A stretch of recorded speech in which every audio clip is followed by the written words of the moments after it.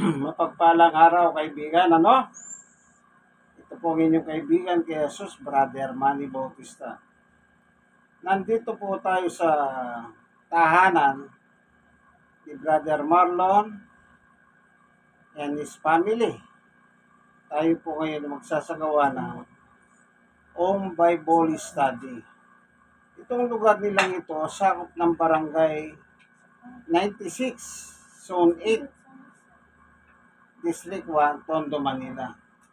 Anong pangalan ng street, Brother Marlon? Lacson.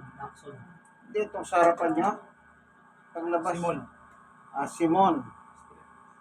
Nasa Simon Street po kami. Corner ng Lacson. Nandyan lang po, ano? Yan. Tayo po ngayon ay mananalangin bago tayo papalaot sa pagbabasa ng kasulatan. Panginoon Diyos, samahan mo po kami ng aming pag-aaral ng iyong salita. Buksan ang puso namin, isip, upang amin pong paginabangan ang iyong salita. Sapagkat ang iyong salita ay aming kailangan, sapagkat ito po yung pagkain ng aming kaluluwa. Ang amin sa Panginoong Yesus, ang kanyang sabi sa 1:6-63. Salamat po sa ngalan ng Panginoong Yesus. Amen. Ngayon, ang ating pong pag-aaralan, paano tayo tinubos? Kasi, kung yung salitang tinubos, pag mayroong salitang tinubos, mayroong tinubos at may natubos at may tumubos. Di po ba gano'n? Tingnan natin ang turo at aral ni Apostol Pedro. Na si Pedro po, isa sa mga 12 apostol ng ating Panginoong Yesukristo. Babasahin natin yung sulat ni Apostol Pedro. Anong sabi niya? Dito po Unang Pedro chapter 1 verse 18. Ito po ang nakalagay. Ang gamit ko nga po palang Biblia, Magandang Balita Biblia, Catholic Edition. Itong Biblia ito po, galing po sa isang preso na na-involve sa droga nung araw. Ako, bigay po sa kanila at naibigay naman sa akin. Unang Pedro 1:18. Alam ninyo kung ano ang ipinantubos sa inyo na walang kabuluhang pamumuhay na inyong minana sa inyong mga magulang. Yun po, Ang sabi ni Pedro, merong minana. Ano daw po yung minana? Walang kabuluhang pamumuhay. Ngayon, ang tanong, ano yung mga walang kabuluhang pamumuhay na tinubos? Ano po? Tingnan natin sa kabilang sulat ni Apostol Pedro sa 4:3, parang Bisaya, Unang Pedro 4:3. Yan, ang Tagalog. Ano po sabi dito ni Pedro? Sapat na ang panahong inaksaya ninyo sa paggawa ng mga bagay na kinauumalingan ng mga hentil. Meron palang Umalingan. Okay. Nadidikit yung dila. Kinauumalingan ng mga hentil. Tayong mga Pilipino, tayo po ay hentil. Pilipino, hentil, mga Pilipino. Meron po tayo palang kinauumalingan. Na yung kinauumalingan natin yon, yung minana natin sa ating mga magulang na walang kabuluhang pamumuhay. Kaya sabi ni Pedro, sapat na ang panahon ni naksayan nyo. Kumbaga, bago dumating si Pedro sa buhay nila, nakita na ni Pedro yung buhay nila. Kaya sabi niya, sapat na ang inaksaya ninyong panahon. Sipin niyo po, yung mga tao, inaksaya ang buhay nila sa walang kwenta-kwentang bagay.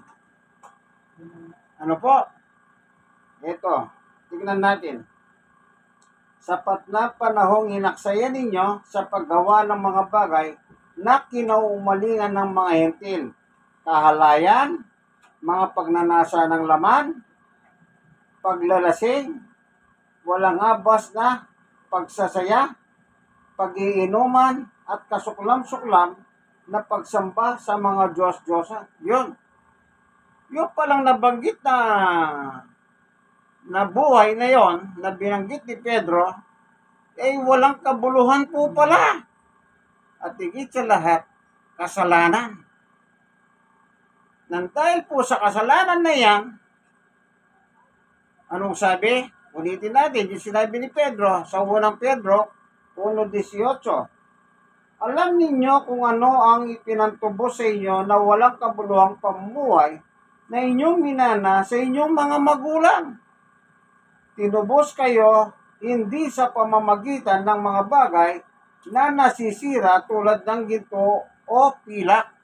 19. Kundi sa pamamagitan ng mahalagang dugo ni Kristo, si tulad ng kordero, walang dungis at walang kapintasan. Yun.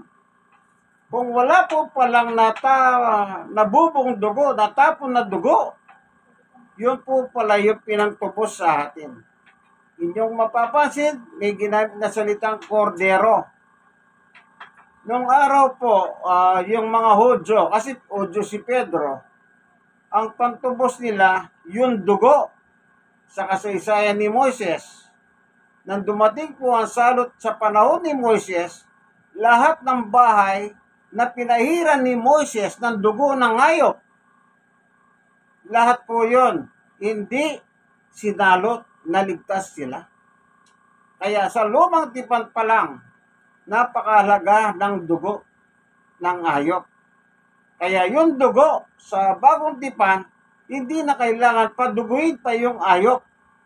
Mismo si Jesus po ang inihandog nila at nangyari yung sinasabing dugo. Kailan nangyari yon? Noong sibatis si Jesus sa tagiliran. Lumabas ang tubig at dugo. Kaya yun po ang pinantubos. Si Pablo naman sa 1:7, meron siya sinasabi. Tingnan naman natin dito sa Pilipos. Tama, Pilipos nga ba, no? Tingnan natin. Ito. Pilipos 1:7. Kayo'y laging, sandali, ano po? Ang mali yata. Dito sa isa, Epeso. Ito, tingnan natin. Ito, Epeso pala. 1:7. Tinubos tayo ni Kristo. Pansinin niyo po, tinubos tayo, sabi ni Pablo, pati siya. Tinubos tayo ni Kristo sa pamamagitan ng kanyang dugo. At pinatawad ang ating mga kasalanan. Ibig sabihin, yung turo ni Pedro at turo ni Apostol Pablo, magkatulad. Kung walang dugo na nabubuo kay Kristo, wala tayong kapatawaran ng ating kasalanan. Lagi nyo po tatandaan yan. Yun po yung nakasulat sa Biblia. Hindi tayo nagdadagdag o nagbabawas. Kung ano lang yung nakasulat, yan lang din po ang binabasa ko. Ayun. Sabi ni Pedro, hindi kayo tinubos ng mahalagang pilak or ginto. Ibig sabihin po, ano man ang laki ng yung kayamanan. Kasi sa panahon nila, ang bayaran po, ginto at saka pilak eh. Naalala niyo ba si Judas nang ibenta niya si Jesus? 30 pirasong pilak. Sa panahon kaya natin, gaano kaya kalaking alaga? Yung 30 pieces na pilak. Hindi sinabing 100, 200, hindi po. Piraso. Hindi natin alam kung gaano kalalaki yung mga pirasong pilak noon. Basta pirasong pilak, yung kay Judas. 30 pirasong pilak. Nang udasin niya, itong si Jesus. Kaya sabi ni Pedro, Hindi sa pamamagitan ng ginto o pila, kaya kayo tinubos. Tinubos kayo dahil sa dugo ni Jesus na walang kapintasan. Si Pedro at Pablo magkatulad ng kanilang mensahe. Kung walang dugong nabuhos, wala tayong katubusan ng ating kasalanan. Ngayon, kailan nangyari yon? Ginawa na po ni Jesus yung ganong sakripisyo sa ibabaw ng cross. 1,000 taon na po ang nakaraan. Kumbaga, sabi ni Jesus, it is finished. Alam niyo po ba yung isa sa kanyang mga wilita sa ibabaw ng cross? At niyuko ang ulo ni Jesus. Sabi niya, tapos na. At niniyukayok ang kanyang ulo at nalagot ang kanyang hininga. Natapos na niya po ang mission niya. Anong mission ni Jesus? Tubusin tayo sa ating mga kasalanan. Tingnan natin ang nakalagay sa 1:1, chapter 3, verse 17. Ganito po naman ang nakasulat. Ayon kay 1:3:17. Ito, isinugo ng Diyos ang kanyang anak. Ang isinugo po yung anak, Sino po yun? Ang Kristo na tinawag na Jesus. Hindi upang atulan ng parusa ang sanlibutan. Yung sanlibutan po, tao na yun. Tayo yun. Binubuo ng tao ang sanlibutan. Kundi upang iligtas ito sa pamamagitan niya. Kaya pala sinugo, hindi upang atulan yung tao, kundi upang iligtas ito sa pamamagitan niya. Sinong niya? Si Jesus. Verse 16. Ito, sapagkat gayon na lamang ang pag-ibig ng Diyos sa sangkatawan, kaya ibinigay niya ang kanyang kaisa-isang anak upang ang sino mang sumampalataya sa kanya ay hindi mapahamak kundi magkaroon ng buhay na walang hanggan. Sino po yung solong anak ng Diyos? Ang ating Panginoong Jesucristo. Anong sabi? Yung sumampalataya sa Kanya, hindi na siya mapapahamak. Ngayon, pagdating sa kapahamakan, saan ba yan? Wala pong iba kundi yung impyerno. Tingnan natin ang sinabi ni Jesus sa Mateo 25. Tingnan nyo po yung napahamak. Anong sabi ni Jesus sa kanila? Dito po sa Mateo 25:41. Ito, sasabihin naman niya sa mga nasa kaliwa niya, lumayo kayo sa harapan ko, kayong mga isinumpa. Doon kayo sa apoy na di namamatay, na inihanda para sa dyablo at sa kanyang mga kampot. Yan, yung kambing, hindi tupa.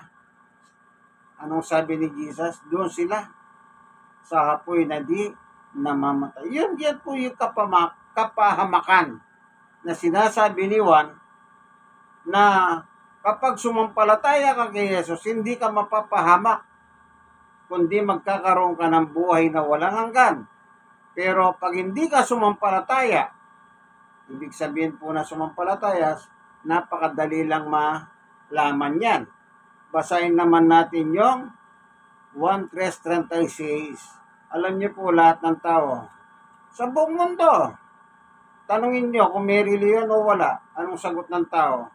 Meron. Sa panahon nga ni Jesus, nagkikipagdebate pa sila sa kanya. Kanya lang, hindi sila nananalo. Bakit po? Anak ng Diyos si Jesus Hindi ka pa magsasalita, alam na ni Jesus kung anong laman ng yung sasabihin. Kaya wala, sa kasaysayan sa Biblia, hindi po sila umubra. Kaya ang ginawa nila, alam nyo, nung ginawa nila, ipa ako sa krus yan. Ganun po, Ngayon, basahin natin. Paano mo mapapatunayan yung pananampalataya mo? Kasi nakalagay ito Ang sino man sumampalataya sa Kanya ay hindi mapapahamak, kundi magkaroon ng buhay na walang hanggan.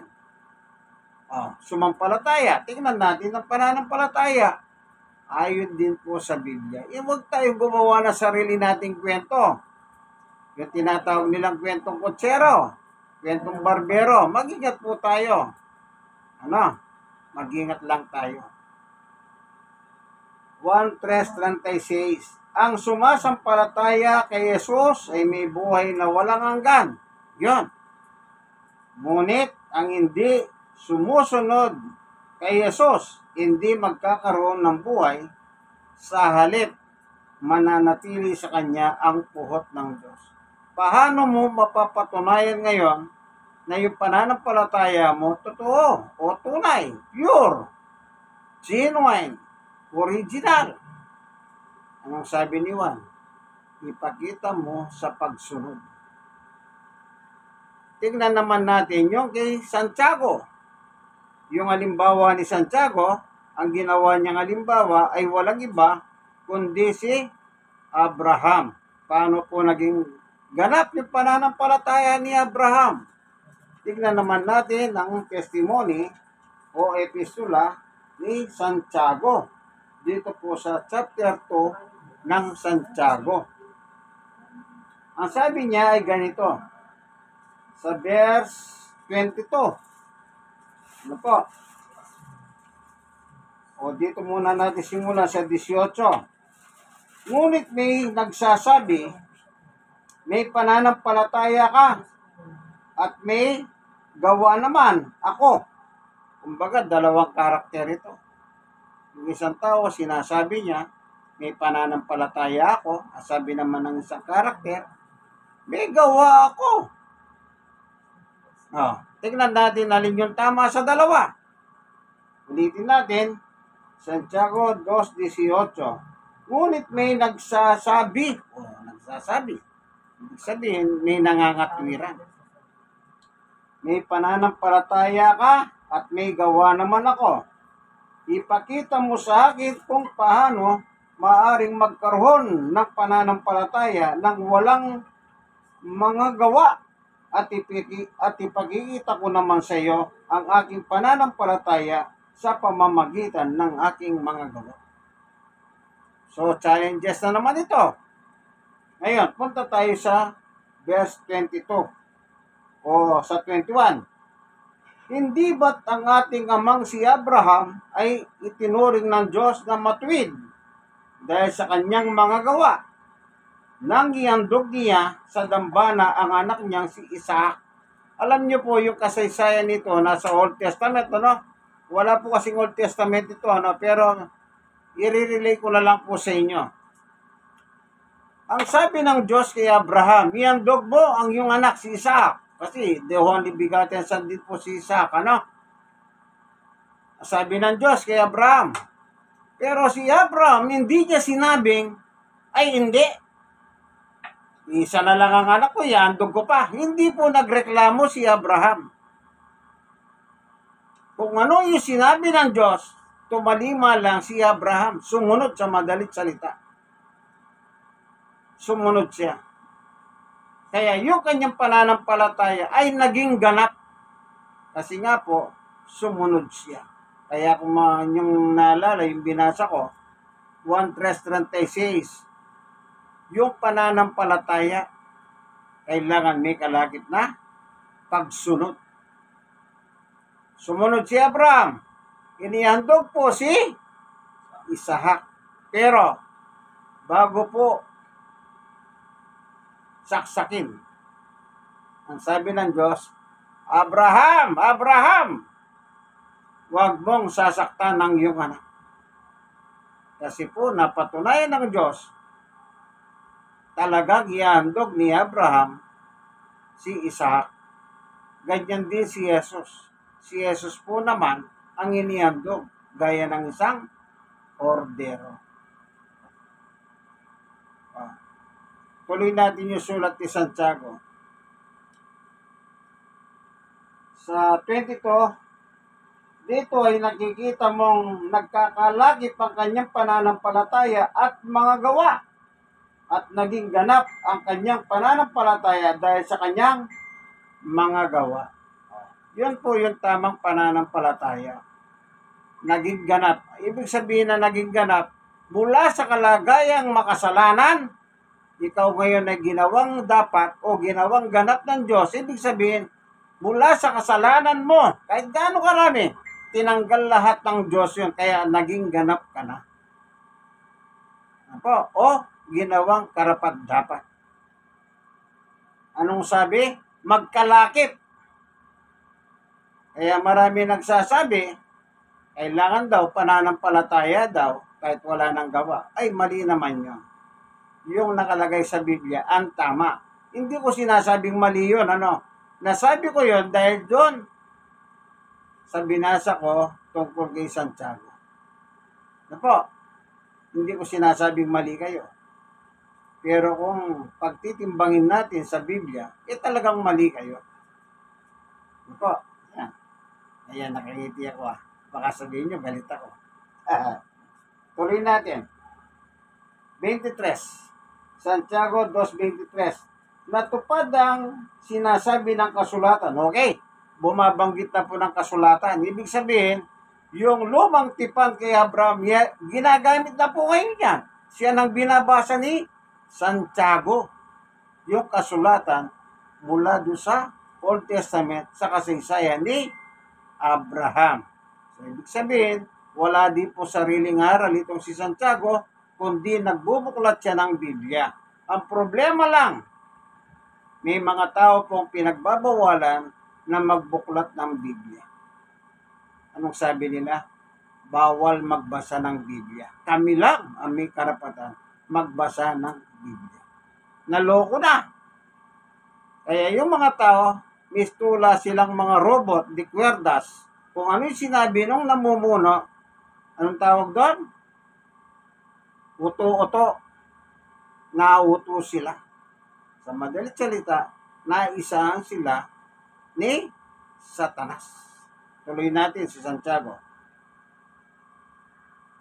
Sa 23, natupad ang sinasabi ng kasulatan, si Abraham ay sumampalataya sa Diyos at dahil dito siya'y itinuring ng Diyos bilang matuwid at tinawag siyang kaibigan ng Diyos. Kailan naging matuwid si Abraham? Nung nilakipan niya po ng pagsunod yung kanyang pananampalataya. Tingnan natin si Santiago, si Pablo. Anong sabi niya sa Roma? Chapter 3, verse 10. Hanapin lang natin, ano?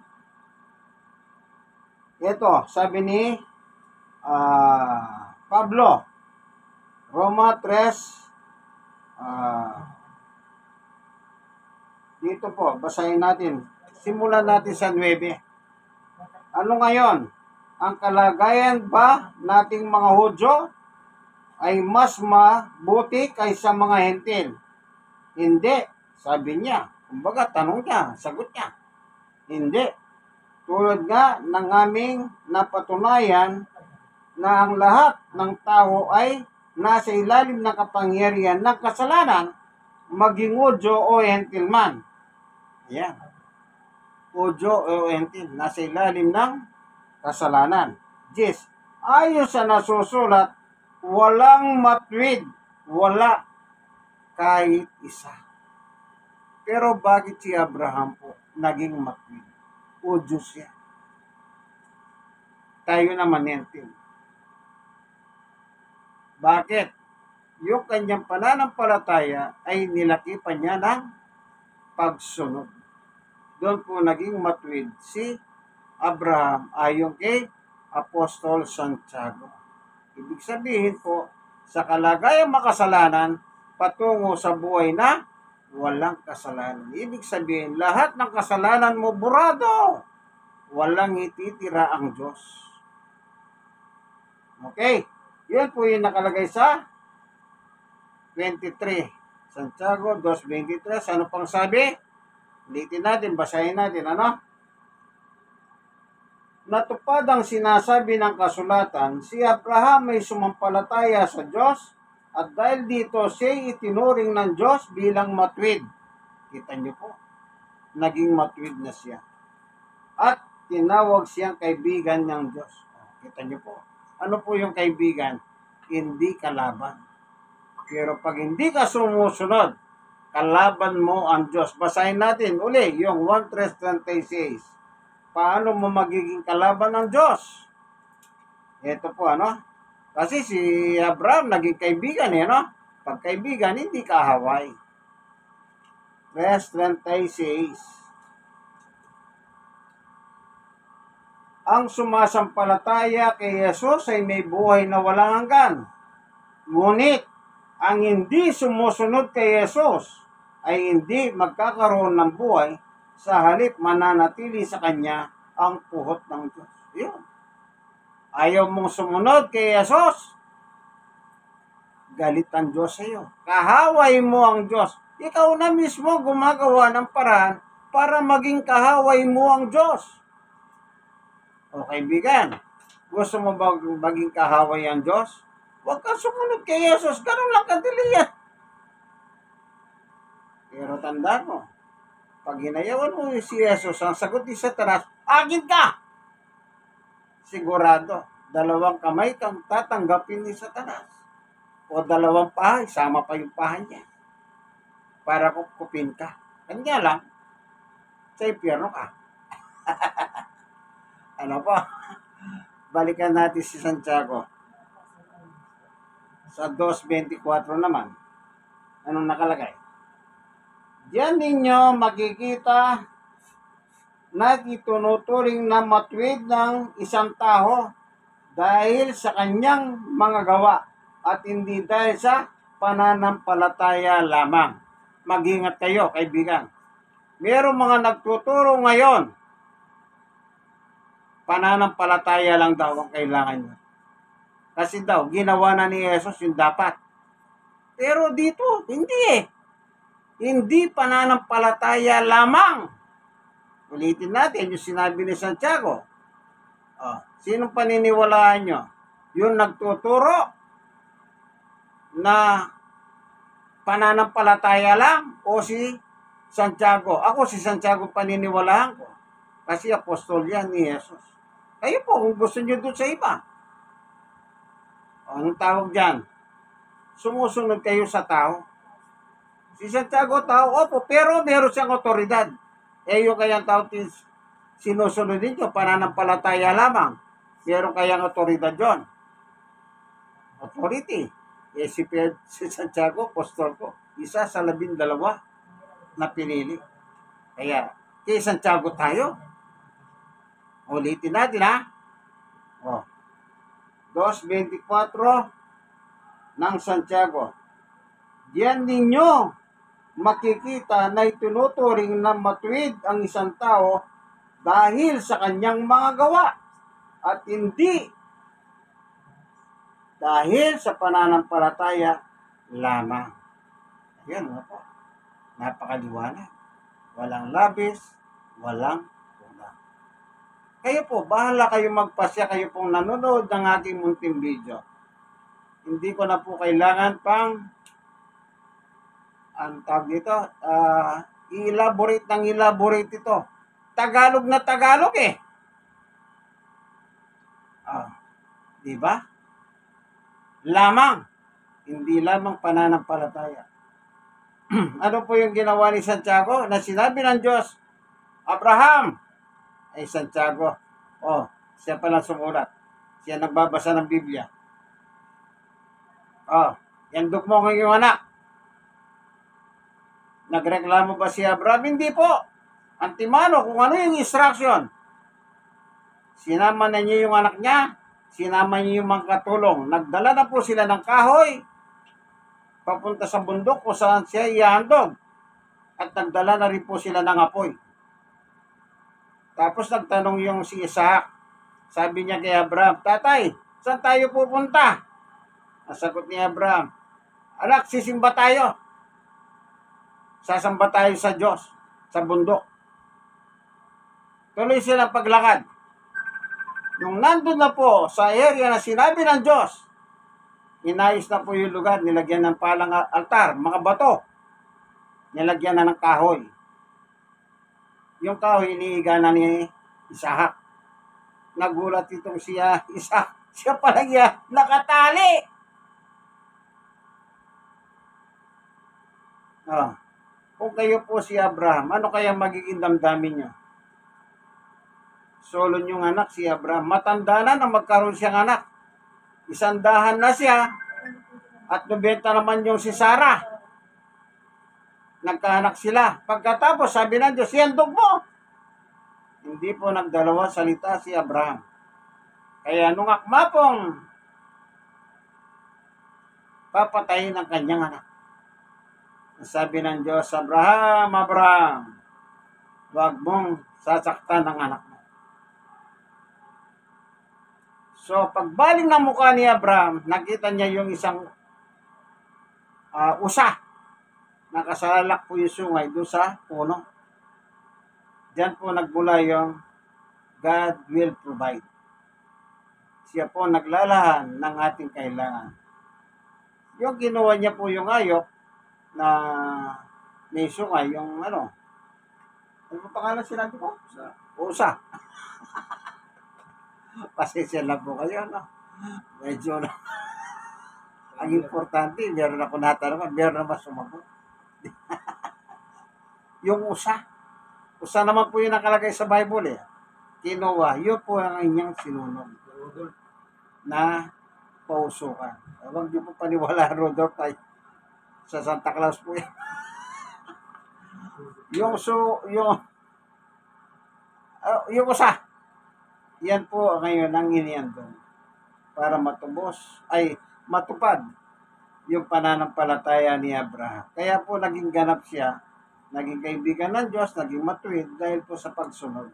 Kaya tayo po tularan natin yun. Yung ginawa ni Abraham. Ano po? Na wag na po yung baka sabihin nyo, iandog ko yung anak ko. Hindi po. Yung pagsunod. Yun naman ang nabasa natin sa 1:36. Ibig sabihin po, pag sumampalataya ka kay Jesus, sumunod ka kay Jesus, yun po ang nakalagay eh. Sumasampalataya kay Jesus, may buhay na walang hanggan. Ngunit ang hindi sumusunod kay Jesus ay walang buhay, kundi mananatili sa Kanya ang puhot ng Diyos. Kaya, kung si Jesus po sinampalatayanan natin, si Jesus din po ang susundin natin. Ngayon, yung ba sinabi ni Jesus galing sa Kanya? Tingnan natin ang Kanyang testimony. Panguli na pong talata, no? Tingnan natin ang salita ng ating Panginoong Yesus nung panahon na nangangaral pa siya dito sa ibabaw ng lupa. 1:3 chapter 12. Dito po sa 49 at 50. Sapagkat hindi ako nagsasalita ng mula sa sarili ko lamang, ang Ama na nagsugo sa akin ang siyang nagutos kung ano ang aking sasabihin at ipapahayag. 50. At alam kong ang kanyang mga utos ay nagbibigay ng buhay na walang hanggan, kaya ang pinasasabi ng Ama ang siya kong ipinapahayag. Maliwanag po, yung salita ni Jesus, yung salita niya, ay galing sa kanyang Ama. Pag sinunod mo si Jesus, ibig sabihin, may buhay na walang hanggan ka pag ikaw ay namatay dito sa iyong katawan panlupa. Pero, kahit sabihin mo pang ipinatato mo si Jesus sa iyong katawan, naniwala ka, sumampalataya ka, pero hindi ka naman nakinig at sumunod sa Kanya, wala din pong kwenta ang iyong pananampalataya. Sayang. Ano po? Sayang. Parang si Judas, sabi ni Jesus, Judas, buti pang hindi ka na ipinanganak. Bakit po? Ipinanganak nga siya, pero nag-Judas na. Ano? Yun po ang sabi ni Jesus. Buti pang hindi ka na pinanganak. Po. Okay? Pray po tayo. Salamat po, Panginoon Diyos, sa katotohanan na binahagi mo sa amin. At salamat po, meron kang anak na si Jesus, na Kristo, nang pinanganak ni Maria, tinawag na Jesus. Siya po nagdusa, naghirap at nagbubuo ng dugo, paalang-alang sa aming katubusan. Maraming salamat po, Panginoong Diyos, sa iyong mensahe na aming natutunan. Binusog mo kami sa aming pagkaluluwang pagkain. I-bless mo po ngayon ang tahanang ito. Si Brother Marlon, ang kanyang pamilya. Ikaw po ang nakakakita sa kanyang buhay, sa kanila, kay kanyang pamilya. Tulungan mo po sila, anuman po yung mga pinaplano sa buhay nila, ikaw po ang nakakatalos. Panginoon Diyos, bakuran mo sila ng iyong kapangyarihan, ilayo sa masasama. In Jesus' name. Hallelujah. Tulungan mo po, bigyan mo silang payapat na hindi natulog o Diyos sa gabi. At habang natutulog sila, ingatan mo po itong tahanan nila, yung linya ng kuryente nila, linya ng tubig.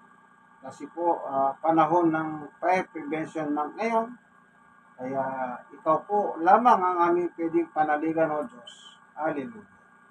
At isingin mo po sila sa umaga, taglay ang buhay at lakas na nagmula sa iyo. Salamat po aming Diyos, ang buong pamilya niya, mga magulang niya, mga kapatid, nanay, ganon din po si Sister Josie, yung kanyang side.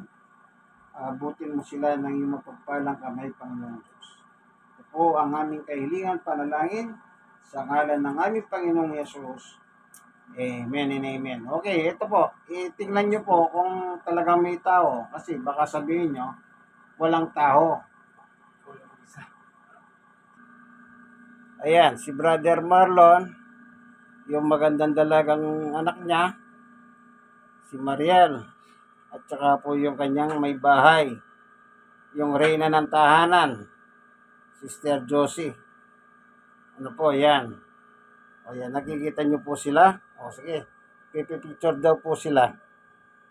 Ayan, napicturean naman. O, sasali na rin ako sa picture. Siyempre, sa aking camera ito eh. Ayan. O, ilagay natin yung Biblia para makasabihin nyo, nakukwento lang tayo ng kutsero dito. Ayan, o, kita nyo po yung Biblia ito. Ayan, 1, 2, 3. O, mamaya na makikita yun. Ayan po ano, nasa tahanan po tayo ni Brother Marlon, ano, dito po sa Barangay 96. Sonit, District 1, Tondo, Manila. Simone Street, corner, Lacson Street, Tondo, Manila. Kaibigan, alam mo na siguro ano susunod yan. Ayan, nakangiti na ako. Pag nakangiti na ako, alam mo na yan. Like and share. Then, kayo po na mga nasisiyaran naman, mag-subscribe naman po kayo. Ano po? Subscribe. Para maging subscriber po kayo sa akin video. Okay? Maliwanag po ba? God is good. All the time. God is good. Amen. Kaibigan, God bless us all.